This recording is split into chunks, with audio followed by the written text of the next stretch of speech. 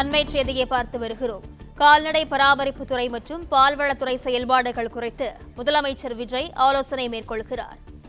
விவரங்களுடன் செய்தியாளர் பாண்டியராஜன் இணைப்பில் இருக்கிறார். வணக்கம் பாண்டியராஜன், விவரங்கள்.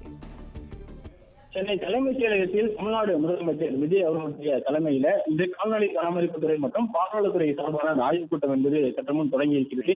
கால்நடை மற்றும் பால்வளத்துறை செயல்பாடுகள் குறித்து இதில் முதலமைச்சரிடம் துறை சார்ந்த அமைச்சர்கள் மற்றும் அதிகாரிகள் பதிலளிக்க இருக்கிறார்கள்.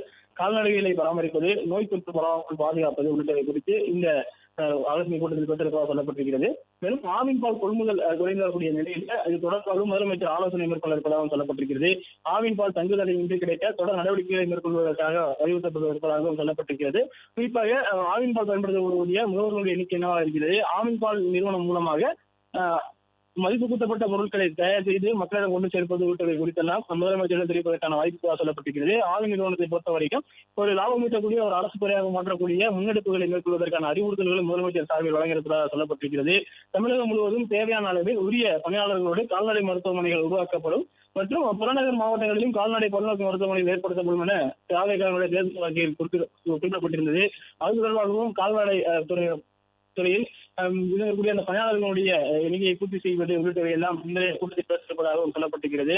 கால்நடை வளர்ப்பில் ஈடுபட்டுள்ள வறுமை கோட்டிற்கு கீழ் உள்ள குடும்பங்களுக்கு கால்நடைகளுக்கான முழுமையான காப்பீட்டு திட்டம் எவ்வித கட்டணமும் இல்லாமல் வழங்கப்படும் எனவும் தாவேக்காவினுடைய தேர்தல் வாக்குறுதியில் சொல்லியிருந்தார்கள். அவற்றை செயல்படுத்துவது குறித்தும் இன்று பேசப்பட்டதாக சொல்லப்பட்டிருக்கிறது.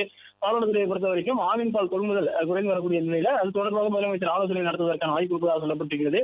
ஏற்கனவே இந்த கிரீன் கலர் பாக்கெட்டில் கிடைப்பதற்கான தட்டுப்பாடு இருப்பதாக தகவல் வெளியான நிலையில் அது குறித்து முதலமைச்சர் பேச இருப்பதாக சொல்லப்பட்டிருக்கிறது.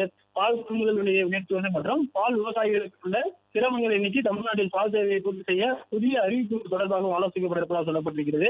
வருகின்ற 16ஆம் தேதி தமிழகத்தில் அமைச்சரவை கூட்டம் என்பது கூட இருக்கிறது. அதற்கு முன்பாக தமிழகத்தில் இருக்கிற துறை சார்ந்த அமைச்சர்கள் ஒவ்வொரு துறையாக துறை சார்ந்த அமைச்சர்கள் அதிகாரிகளுடனான ஆலோசனை கூட்டத்தில் தமிழ்நாடு முதலமைச்சர் அவர்கள் ஈடுபட்டிருக்கிறார்கள். பிளே ஸ்டோர் மற்றும் ஆப் ஸ்டோரில் இருந்து பாலிமர் செயலியை QR கோடு மூலம் பதிவிறக்கம் செய்யுங்கள். செய்திகளை உடனுக்குடன் பெறுங்கள்.